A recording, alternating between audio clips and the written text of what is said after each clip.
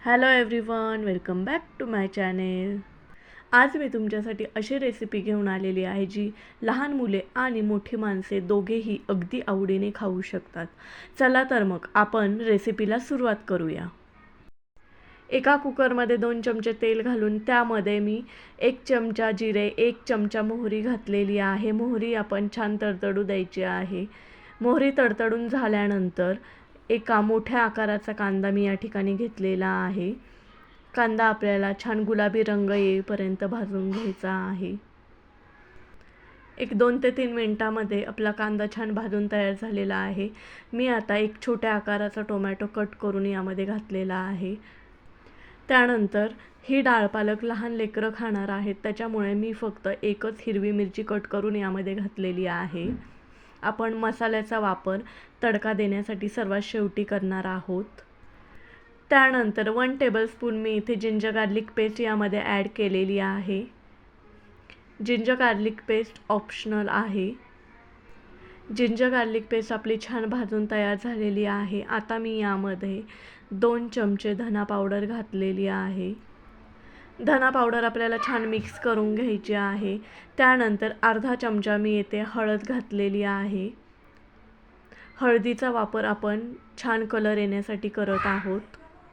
हळद चांगली मिक्स झाल्यानंतर मी इथे पालकची 1 कड्डी स्वच्छ धुवून आणि कट करून घेतलेली आहे आणि त्यामध्ये 1 वाटी मी तूर डाळ घातलेली आहे. आता आपण तूर डाळ आणि पालक मिक्स करून घेणार आहोत.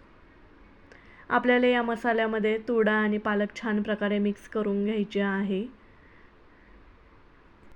त्यानंतर आपण थोडे थोडे करून यामध्ये पाणी घालून घेणार आहोत. तुम्हाला डाळ पातळ हवी आहे, घट्ट हवी आहे, त्यानुसार तुम्ही यामध्ये पाणी घालू शकता. त्यानंतर चवीनुसार मीठ आपण यामध्ये घालून घेणार आहोत. मीठ घातल्यानंतर आपल्याला भाजी छान मिक्स करून घ्यायची आहे, जेणेकरून मीठ एकाच जागी पडणार नाही.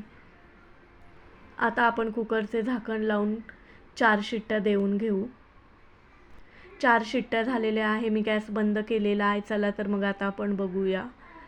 तुम्ही पाहू शकता आपली डाळ खूपच छान शिजलेली आहे. मस्त घट्ट डाळ बनून तयार झालेली आहे. डाळीला खूप सुंदर असा रंग देखील आलेला आहे. त्यानंतर थोडीशी कोथिंबीर मी कट करून यामध्ये घातलेली आहे. त्यानंतर एका पॅनमध्ये मी 2 चमचे तेल घेऊन जिरे मोहरीचा तडका दिलेला आहे. हा तडका मी डाळीमध्ये घालून वरून झाकण लावून घेतलेले आहे. तडका दिल्यानंतर आपली डाळ बनून तयार झालेली आहे. अशा प्रकारे तडका देण्याच्या आधीची डाळ लहान लेकरे खाऊ शकतात आणि तडका दिल्यानंतर मोठी माणसे ही डाळ आवडीने खाऊ शकतात. तुम्हाला लहान लेकरांसाठी वेगळी डाळ बनवायची गरज भासत नाही. अशा पद्धतीची अगदी झटपट अशी बनून तयार होणारी सोपी रेसिपी तुम्ही लहान मुलांसाठी आणि मोठ्या माणसांसाठी बनवू शकता.